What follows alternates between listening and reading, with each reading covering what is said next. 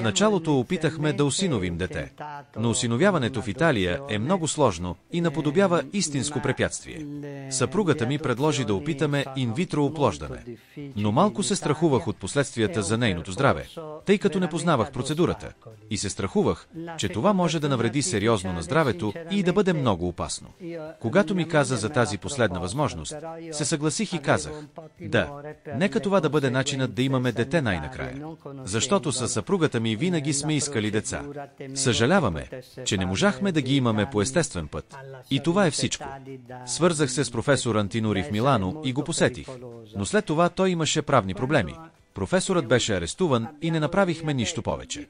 Научихме за сурогатното майчинство чрез вестник, когато видях актрисата Никол Кидман, която жест ръка приканваше хората да замълчат, защото те не разбираха тази процедура и причините, поради които жената би решила да се обърне към подобна процедура.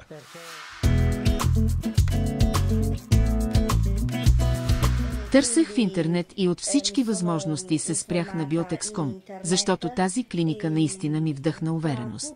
Затова решихме да започнем това пътуване. Това беше наистина гладко и прекрасно пътуване, въпреки че започна по време на война и завърши с раждането на две прекрасни близначета.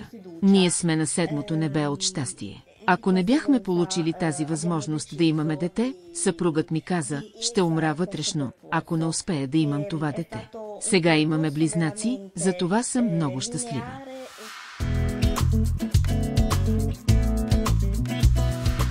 Не, защото на първо място знам, че всички новини, които се казват, не са точни. Освен това, честно казано, майка ми преживя Втората световна война. От нейните истории знам колко е трудно, но в същото време си казвам, че щом майка ми успя, аз също мога да успея.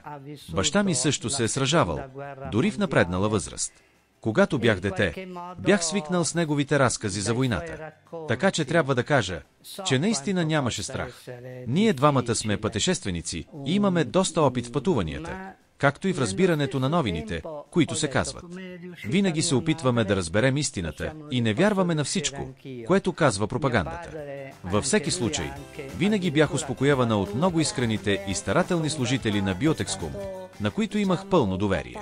Те винаги ме успокояваха, затова не се колебах и бях максимално уверена. Трябва да кажа, че целият път с Biotex.com беше много сериозен и препоръчвам да им се доверите и да бъдете уверени, защото те ще ви водят стъпка по стъпка. Ако имате съмнения или проблеми, служителите на Biotex.com следят за хората с най-голяма сериозност. Бях много, много щастлива. Те винаги ме успокояваха.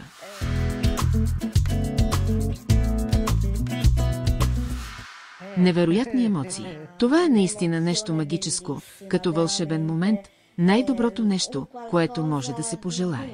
Чувствам се наистина като пълноценен и спокоен човек. Никога не съм се съмнявала, че ще мога да отгледам две деца.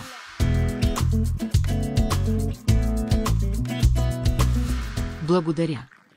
Безкрайно благодаря на жената, която наистина изпълни нашата най-голяма мечта. Ако не бях имала дете, щях да умра вътрешно. А сега имам дори две деца, които ни родихте.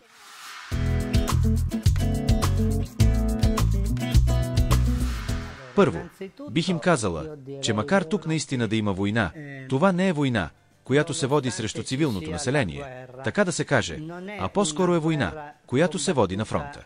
Тук, например, в Киев почти не се усещат последствията. Хората са спокойни, ходят спокойно по улиците, всички отиват на работа. Няма да видите война тук. Това е по отношение на войната.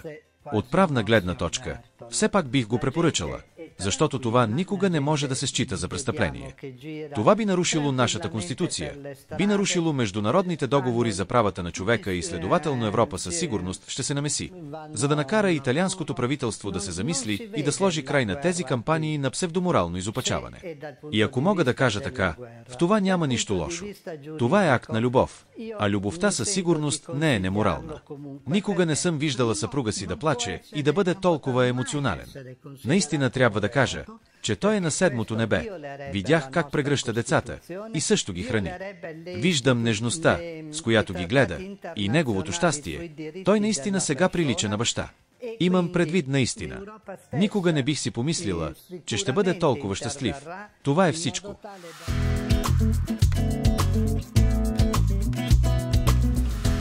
Бих казала, че това е най-големият жест на любов, който може да съществува. Защото това не е само жест на любов от страна на родителите. Това е също жест на любов от страна на тези, които се съгласяват да износят бременност за хора, които не могат да го направят сами. Да кажем, че по волята на съдбата те не могат да имат деца. Но понякога съдбата не е това, което изглежда в началото. Нашата съдба беше да имаме деца и това се сбъдна. Дори ако в началото изглеждаше, че всичко върви срещу нашите желания. Изминахме дълъг път, но накрая постигнахме целта си. Не само, че постигнахме целта си, но и бяхме благословени с раждането на близнаци.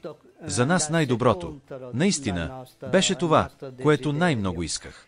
Трябва да кажа, че чудото се случи благодарение на сериозността на Биотекском и всички технологични процедури, които се използват тук, защото Украйна е велика технологична нация.